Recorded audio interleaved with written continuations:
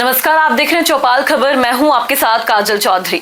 500 सालों के अथक प्रयास और कठोर संघर्ष के बाद आखिरकार वो पल आ गया जिसका इंतजार दुनिया भर के करोड़ों सनातन संस्कृति में विश्वास रखने वाले लोग कर रहे थे।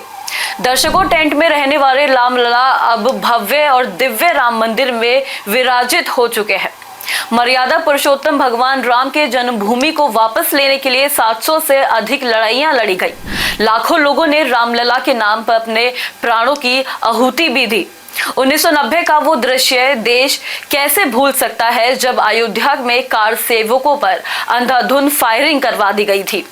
आखिर कैसे कोई भूल सकता है कि इस राम मंदिर को मूर्त रूप दिलाने के लिए प्रयास में न जाने कितने लोग मां सरयू में समा गए। इस वीडियो में हम आपको उन चंद लोगों के बारे में बताएंगे जिनके बिना शायद ये पल दुनिया देख पाती। इस सूची में पहला नाम विश्व हिंदू परिषद के अंतर्राष्ट्रीय अध्यक्ष आलोक सिंघल का आता है। 1949 में रामलला के प्राटिक्य के बाद वर्षों यह मामला कोर्ट में लटका रहा। साल 1984 में राम जन्मभूमि मुक्ति के लिए रथ यात्रा निकाली गई और इस कर्म में पहली जन भागीदारी 1989 में दिखी और जब अशोक सिंघल ने राम मंदिर की पहली ईंट लेकर निकले थे। उन्होंने राम मंदिर को जन आंदोलन का हिस्सा बना दिया था।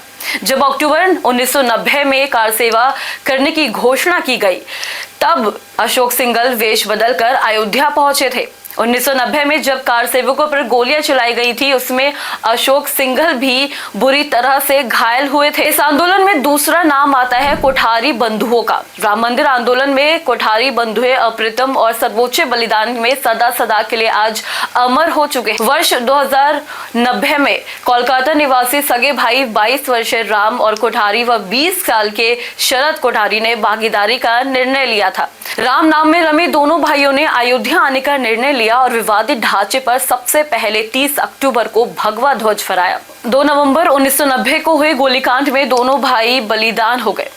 उनकी बहन पूर्णिमा कोठारी कहती है कि राम मंदिर का निर्माण मेरे दोनों भाइयों को सबसे बड़ी श्रद्धांजलि है।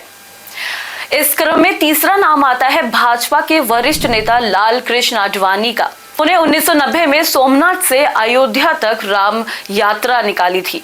इस यात्रा में राम मंदिर को पूरे देश में जन आंदोलन का हिस्सा बना दिया था। आडवाणी को इस यात्रा के दौरान ही बिहार में गिरफ्तार भी कर लिया गया था। 1992 में जब कार सेवा किया गया तो उस दौरान एक नाम खूब चर्चा में रहा और वो नाम था लोकेंद्र सिंह का। लोकेंद्र सिंह 1992 में मात्र 9 साल के थे। लोकेंद्र उस वक्त कार सेवा करने के लिए राजस्थान से अयोध्या पहुंचे थे। राम मंदिर के निर्माण के पीछे हजारों राम भक्तों का योगदान रहा। इस आंदोलन में ऐसे कई लोग रहे जिनका लोग आज नाम भी नहीं जानते, लेकिन इस नाम पर चर्चा ना हो तो शायद यह आंदोलन अधूरा रह जाएगा। वो नाम है साध्वी ऋतंभरा का।